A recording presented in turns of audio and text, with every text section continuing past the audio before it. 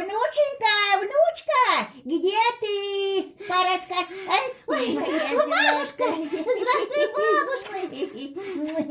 Здравствуйте, ребята! Ой, я не поздоровалась, все старые. Здравствуйте, ребята. Ну, как обещала я вам, сегодня мы с внучкой будем вам сказку рассказывать. Вместе? Вместе. А какую? А какую? А давай, бабушка, расскажем сказку про белую уточку. Ой, хорош, какая сказка, давай. Ты начинай, а я потом буду вместе. Давай. Ну, значит так. Один князь женился на прекрасной княжне и не успел еще на нее наглядеться, не успел с нею наговориться, не успел ее наслушаться, а уж надо было им расставаться. Надо было ему ехать в дальний путь, покидать жену на чужих руках. Ну что делать? Говорят, век обнявшись не просидеть. Много плакала княгиня, много князь ее уговаривал, заповедовал не покидать высоко терема, не ходить на беседу с дурными людьми, не ватажиться, худых речей не слушаться. Княгиня обещала все исполнить. Князь уехал. Она заперлась в своем покое и не выходит. Долго ли, коротко ли, пришла к ней женщина. Казалось, такая простая, такая сердечная. Что, говорит, ты скучаешь? Хоть бы на Божий свет поглядела, хоть бы по саду прошлась, тоску размыкала. Вот, долго княгиня отговаривалась, не хотела. Но, наконец, подумала, по саду походить не беда, Нет. И пошла. Ой. А в саду разливалась ключевая хрустальная вода. Что, говорит женщина, день такой жаркий, солнце палит, водица студеная так и плещет, а не искупаться ли нам здесь? Ой. Нет, не хочу. А княжна подумала, ведь искупаться-то не беда. О, да. Скинула сарафанчик и прыг в воду. Только окунулась, женщина ударила ее по спине. «Плыви, — говорит, — плыви, белую уточкой!» И поплыла княгиня белую уточкой. А ведьма тотчас нарядилась в ее платье, убралась, намалевалась и села ожидать князя.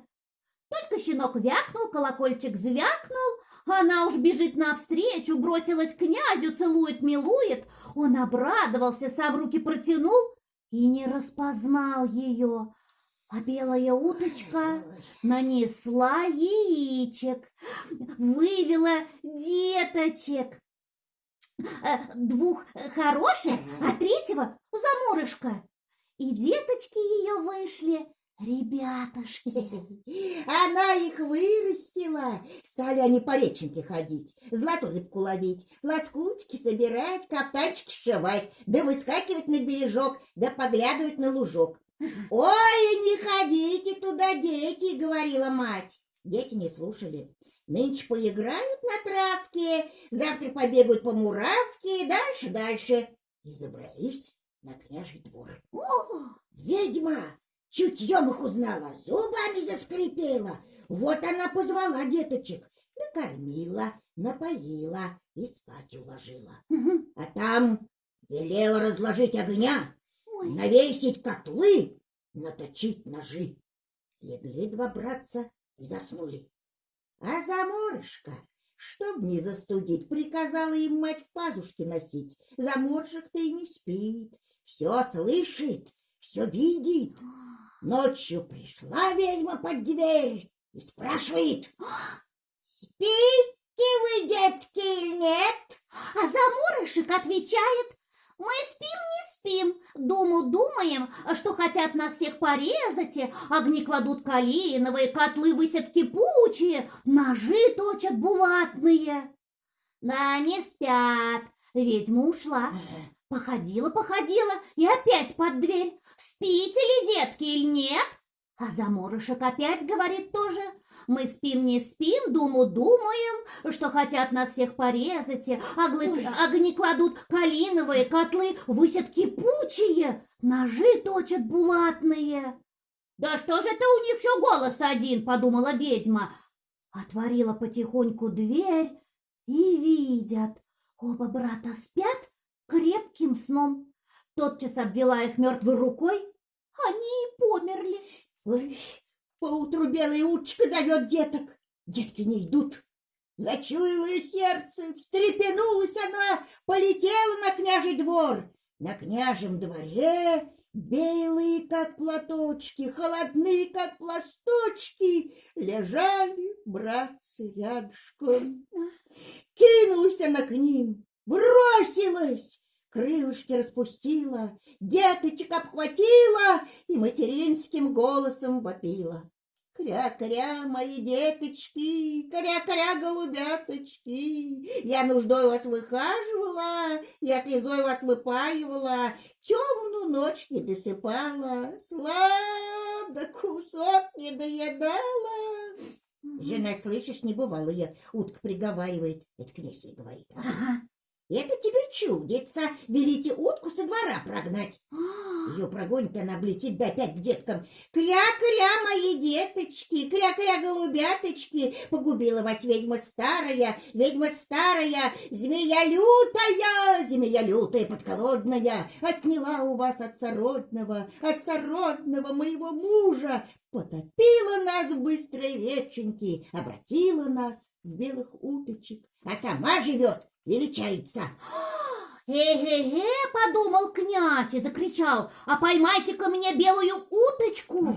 Бросились все, а белая уточка летает и никому не дается. Выбежал князь сам. Она к нему на руки и села. Взял он ее за крылышко и говорит: «Стань, белая береза, у меня позади, а красная девица впереди!» Белая береза вытянулась у него позади, а красная девица стала впереди. И в этой девице князь узнал свою молодую княгиню. Тотчас поймали сороку, подвязали ей 2 пузырька, велели в один набрать живой воды, а в другой — говорящей. Сорока слетала, принесла воды, сбрызнули деток живящей водой. Они встрепенулись, сбрызнули говорящую, они заговорили. И стала у князя целая семья, и стали все жить-поживать, добра наживать, худо забывать.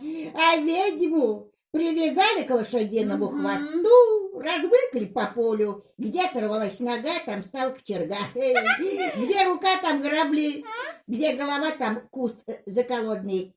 Налетели птицы, мясо поклевали, поднялись ветры, кости разметали, и не осталось от ней ни следа, ни памяти. Ой, какая у нас сказка хорошая получилась, бабушка! Ты моя золотая, ну что же, пора спать, мои дорогие. Спокойной ночи, ребята! Хороших вам снов.